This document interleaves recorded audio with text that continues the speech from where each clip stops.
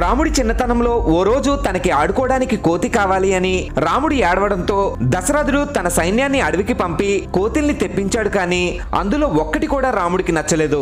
తాను అడిగిన కోతి వాటిల్లో లేదని రాముడు మళ్ళీ మారం చేయడం మొదలుపెట్టాడు.